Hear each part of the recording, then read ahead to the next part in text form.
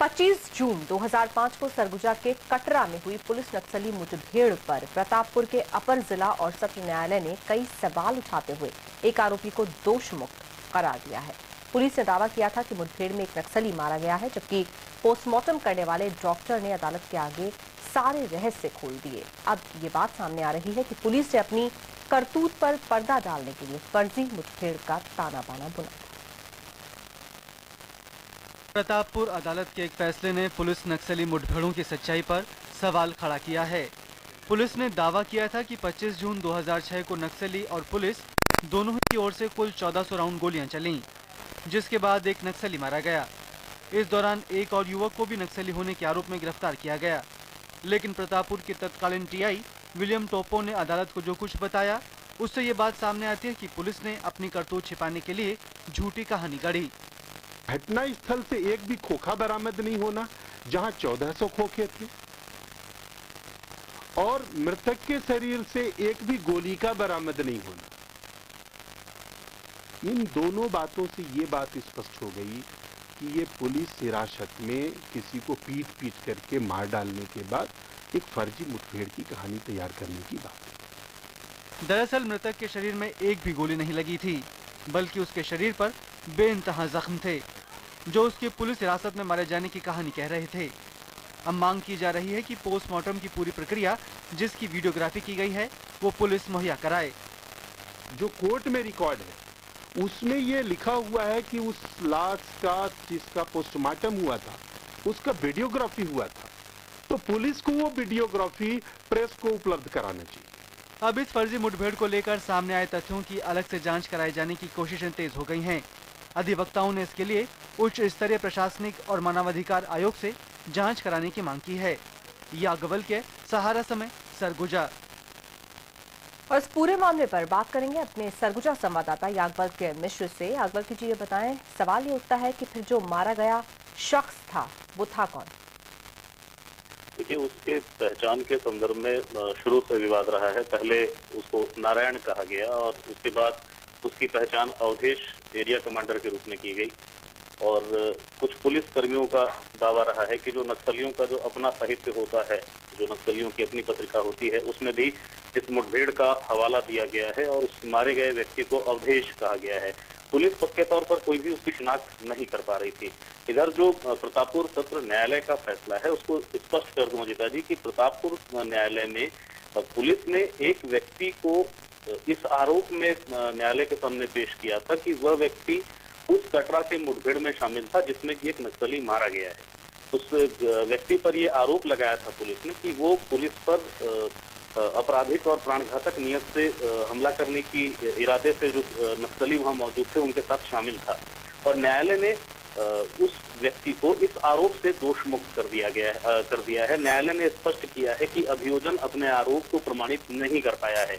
बचाव पक्ष का जो था, जो उस ग्रामीण की तरफ से वकील थे, उन्होंने पीएम रिपोर्ट और उस डॉक्टर का बयान कराया, जिससे जो तथ्य सामने आए कि जिस व्यक्ति को ये बताया गया कि 1400 राउंड गोलियां चली, पुलिस और नक्सली मुठभेड़ हुई, जो मारा गया नक्सली था उसके शरीर में 6 से 7 गोलियां लगी, इस तरह के जो दावे थे, उस दावे को डॉक्टर की पीएम रिपोर्ट और डॉक्टर का कोर्ट में दिया बयान झुठला रहा था। डॉक्टर ने स्पष्ट किया है न्यायालय में कि किसी भी किस्म की गोली का कोई संकेत उसके परीक्षण में नहीं मिला है।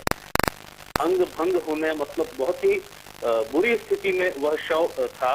उसके कई संवेदनशील हिस्से, जननेंद्रियां जो थी, क्षतिग्रस्त थी। इस तरह की चीजें व्यक्त की गई और इस माध्यम से जो डॉक्टर का बयान था, जो पीएम रिपोर्ट थी, उस तरीके से ये भी स्थापित किया गया, ये कोशिश की गई कि ये बताया जा सके कि जो मुठभेड़ है वो पूरी की पूरी मुठभेड़ ही फर्जी है, उसमें कोई वास्तविकता नहीं है। इसलिए ये जो व्यक्ति जिसे आरोपी बनाया गया है उसका कोई उस घटना में, काल्पनिक घटना में शामिल होने का सवाल ही नहीं उठता है। न्यायालय ने उस पूरे मसले पर जो जजमेंट आया है उसमें जो मुठभेड़ की बात है, तो मुठभेड़ की बात को न्यायालय ने सीधे तौर पर कोई भी टिप्पणी नहीं की है मुठभेड़ के होने या कि न होने पर। लेकिन जिस तरीके से न्यायालय ने पाया कि प्रमाणित नहीं होता है, उसमें उस डॉक्टर के बयान और पीएम रिपोर्ट की महत्वपूर्ण भूमिका थी। बिल्कुल याज्ञवल जी, अगर हम थोड़ा सा पीछे जाएं और इस वाकये को याद करने की कोशिश करें तो उस वक्त क्या क्या बातें हुई थी जिसके आधार पर ये पूरा केस बनाया गया था? देखिए, जैसा कि हमेशा होता है, जो नक्सली मुठभेड़ होती है उसमें सूचनाएं पुलिस के ही माध्यम से आती हैं, प्रेस तक, मीडिया तक, लोगों तक की हुई है। और जहां तक इस पूरे घटनाक्रम की बात है, तो जब ये मुठभेड़ हुई थी, मुठभेड़ के बाद जब शव लाया गया, परिसर में रखा गया था, उसके बाद मीडिया कर्मियों को इसकी जानकारी दी गई थी कि एक मुठभेड़ हुई है और मुठभेड़ में एक नक्सली मारा गया है। इस तरह की चीजें थी। उस दौरान ऐसी कोई नहीं समझ आती थी कि ये कहा जा सके कि ये मुठभेड़ फर्जी होगी, क्योंकि जो शव था, जैसे कि सामान्य तौर पर होता है, शव को पूरी तरीके से खोला नहीं जाता, शव ढका हुआ था, सिर्फ चेहरा देखने में आ रहा था, इसलिए उस समय भी ऐसी कोई बात आई ही नहीं सामने। और जैसा कि साधारण तौर पर होता है नक्सलियों के मुद्दे पर, और जब नक्सली और पुलिस के आमने सामने की बात हो, तो कोई भी व्यक्ति, यदि कोई तथ्य होगा भी उस दौरान, यदि आया भी होता, तो सीधे तौर पर बोलने को तैयार नहीं होता है। जहां तक इस सीएम रिपोर्ट की और बाकी तथ्यों की बात है, तो ये पूरी प्रक्रिया चूंकि विधिक व्यवस्थाओं के तहत होती है, इसलिए इस बारे में भी ज्यादा जानकारी होती नहीं। हाँ, ये जरूर बात है अजीता जी कि उस समय पहचान को लेकर एक भ्रम की स्थिति जरूर पैदा हुई थी। पहले ये दावा किया गया कि ये नारायण है और नारायण हार्डकोर नक्सली था, और उसके बाद फिर ये कहा गया कि नहीं, नारायण नहीं है, ये अवधेश है। और अवधेश को भी उसी स्तर का खतरनाक माना जाता था जिस स्तर का नारायण था। नारायण उस घटना के कई महीनों के बाद एक अलग मुठभेड़ में मारा गया।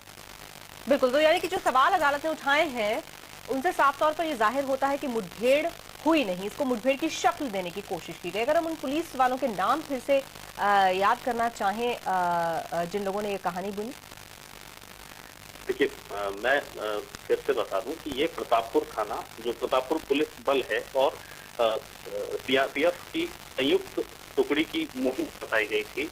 ये एक संयुक्त ऑपरेशन था। इस ऑपरेशन में सीआरपीएफ और प्रतापपुर पुलिस थाना जो है, वहाँ का जो डीएफ बल है, दोनों संयुक्त कार्रवाई थी। और सर्चिंग के दौरान ये संकेत, ये मुखबिर से मिली सूचना का दावा किया गया था। पुलिस ने ये दावा न्यायालय में भी इस बात को स्पष्ट किया कि ये मुखबिर से मिली सूचना थी कि नक्सली वहां पर समूह के रूप में एकत्रित हैं और कोई घटना को खारिज कर सकते हैं।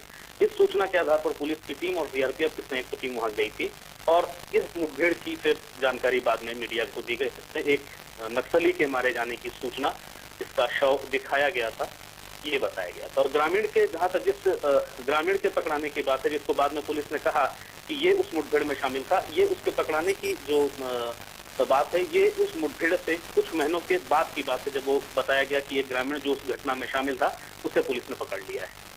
जी, तो कोर्ट ने फिर और क्या कहा? देखिए, कोर्ट ने, जो कोर्ट के सामने मसला सिर्फ इतना था कि वह व्यक्ति, जिसे पुलिस ये कह रही है कि ये व्यक्ति उस नक्सली मुठभेड़ में शामिल था और पुलिस के ऊपर प्राणघातक हमला करने के इरादे से हथियार हथियार वहां मौजूद था, तो न्यायालय के सामने विचारणीय प्रश्न ये था कि क्या ऐसा सही है या नहीं है। तो न्यायालय ने ये पाया कि ये जो प्रकरण है, जिसमें इस आरोपी को बताया जा रहा है कि ये अभियोगी है, उससे न्यायालय ने उसको दोषमुक्त किया, उसके विरुद्ध कोई प्रमाण नहीं पाया। और बचाव पक्ष के अधिवक्ता बड़ी चतुराई से, बड़ी सफलता के साथ डॉक्टर और सीएम के बयान से रहे कि मुठभेड़ रही है, जिसके आधार पर इस आरोपी को, जिस व्यक्ति को आरोपी बताया गया है, वो मुठभेड़ ही विश्वसनीय नहीं है। न्यायालय ने मुठभेड़ पर कोई भी टिप्पणी सीधे तौर पर की है, लेकिन उस आरोपी युवक को जरूर छोड़ दिया। पे कहा जा सकता है कि ये पुलिस के लिए एक बड़ा झटका है। बहुत धन्यवाद आपका यादव जी इस जानकारी के लिए। और फिलहाल वक्त एक ब्रेक का, खबर जारी।